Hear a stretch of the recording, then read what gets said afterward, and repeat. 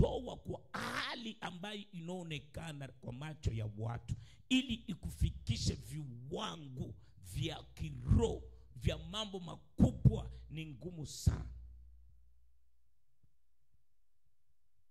Ndipo pana mitego kubwa kwa Wakristo, kwa washirika.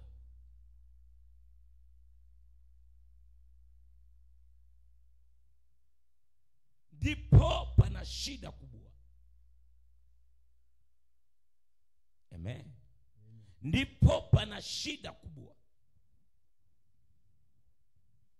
Umejipata kwa hiyo hali, umekubali Yesu Kristo, lakini unaona wengine ambaye mliokuwa nao kwa hiyo hali wamepata utofauti, wamefanikiwa, lakini wewe bado haujafanikiwa. Unaona kwamba umebaki nyuma, wao wameendelea. Na unasahau kwamba anoendelea ni wewe, kwa sababu unakuwa na ufalme wa Mungu. Maana wewe unawatangulia. Amen. Na ufalme wa Mungu ambaye unaleta jibu kwa vitu vya dunia. Amen.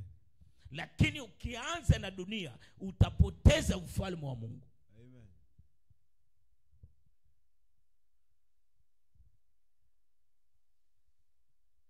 Amen. Amen. Kwa sababu ufalme wa Mungu tunaanza kuutafuta hapa duniani.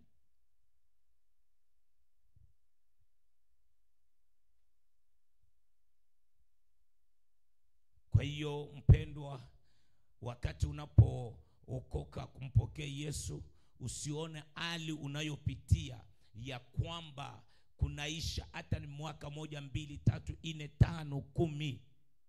Baki kuwa mwaminifu. Neno la Mungu likikaa ndani mwako litakubeba, litakupeleka. Bora upige kwanza vita ya kuweza dunia, ili ufalme wa Mungu ukubali. Amen. Tutangaze ufalme wa Mungu. Na ufalme wa Mungu tunatangaza wapi? Hapa duniani. Kwa hiyo tunapozungumzia kuhusu ufalme wa Mungu, ufalme pia wa dunia huko,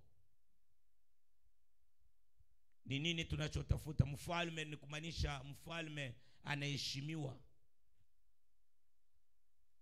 hata na familia yake inaheshimiwa. Maana yake ukikuwa kabila ya ufalme, popote unapofika unasema hapana, huyu ni ndugu yake ya president. Mfalme, heshima inakuja kwa sababu umetajwa kwa familia ya ufalme. Acha nikwambie, kubali sana uheshimiwe pia